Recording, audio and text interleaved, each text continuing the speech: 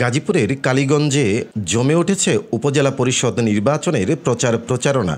চলতি মাসের ২৩ এপ্রিল প্রতীক বরাদ্দের পর থেকে প্রার্থীদের সাদাকালো পোস্টারের পাশাপাশি রঙিন পোস্টারের নান্দনিক সেজেছে পুরো উপজেলা। পাড়া মহল্লা, হাট বাজার, দোকানপাট থেকে শুরু করে বিভিন্ন স্থানে গিয়ে প্রার্থীরা ভোটারদের হাতে হ্যান্ডবিল তুলে দিয়ে ভোট প্রত্যাশা করছেন। আগামী ৮ মে অনুষ্ঠিত হবে এ উপজেলা পরিষদের ভোট গ্রহণ। উপজেলার আমূল পরিবর্তন এনে নতুন কিছু করার প্রত্যাশা নিয়ে ভোটারদের দ্বারে দ্বারে গিয়ে প্রতিশ্রুতি দিচ্ছেন প্রার্থীরা। এ উপজেলায় চেয়ারম্যান পদে ৩ জন, ২২ চেয়ারম্যান পদে ৫ জন ও মহিলা ২২ চেয়ারম্যান পদে ৩ জন সহ মোট ১১ জন প্রার্থী মনোনয়নপ্রাপ্ত হয়েছেন ভোট লড়াইয়ে। চেয়ারম্যান পদে দোয়াত কলম প্রতীক নিয়ে লড়ছেন সাবেক ২২ চেয়ারম্যান ও জেলা আওয়ামী লীগের যুগ্ম সাধারণ সম্পাদক আশরাফি মেহেদী হাসান।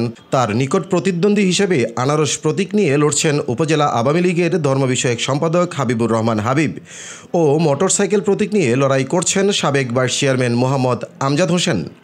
এছাড়াও ২২ চেয়ারম্যান পদে ভোট যুদ্ধে লড়াই করছেন নুরুজ্জামান মোজাম্মেল হক, এম.এ. সাদ্দাম হোসাইন, মোহাম্মদ ফারুক ভূঁইয়া ও উপজেলা জাতীয় পার্টির সাধারণ সম্পাদক আবু জাফর মোহাম্মদ শামসুল হুদা। এদিকে নারী ২২ চেয়ারম্যান পদে লড়ছেন বর্তমান নারী ২২ চেয়ারম্যান শর্মিলা রুথ রোজারিউ, সাবেক নারী ২২ চেয়ারম্যান শর্মিলি দাস ও উপজেলা মহিলা আওয়ামী লীগের সভাপতি জোয়েনা আহমেদ।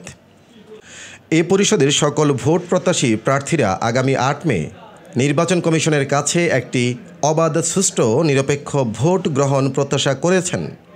আসছে ৮ মে ঠিক সেরকমই একটি অবাধ, সুষ্ঠু নির্বাচন হোক, যাতে সকল পর্যায়ের মানুষজন সুন্দরভাবে অংশগ্রহণ করতে পারে এবং সুন্দর একটি নির্বাচন আমরা উপহার হিসেবে পেতে পারি।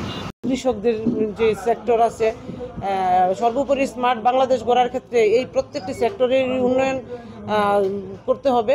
সংসদ নির্বাচন এটা ভিন্ন প্রক্রিয়ার জিনিস, এটা সাংবিধানিক বিষয়। উপজেলা নির্বাচন স্থানীয় নির্বাচন, আর এখানে ৩ জন প্রার্থী আছে, যার যার মতো করে কাজ করতেছে। এখানে সহিংসতা কোনো সিমটম আমরা এখনো দেখি নাই এবং সুযোগও নাই। আমরা যার যার মতো কাজ করতেছি। আমি আশা করি সবাই সৌহার্দ্যপূর্ণ ভাব নিয়ে কাজ করতেছেন, সবার মধ্যে সহানুভূতি আছে, আমার মধ্যে তো 100% আছে। আমি কোনো ক্লাসে যাব না, আমি জনগণের ধারে ধারে পৌঁছতে যেতে চাই, জনগণের ম্যান্ডেট নিয়ে, জনগণের সমর্থন নিয়ে আগামী নির্বাচনে 8 মে নির্বাচন। আমরা মার্কা পেয়েছি গত 23 তারিখ মার্কা পাওয়ার পর আমরা বিভিন্ন এলাকায় গণসংযোগ করেছি, কিন্তু আজকে আনুষ্ঠানিকভাবে আমাদের লোকজনকে দেখে, আমার পাশে কারা আছেন এদেরকে দেখে বোঝা যায় আমি কাদের প্রার্থী, কিসের প্রার্থী।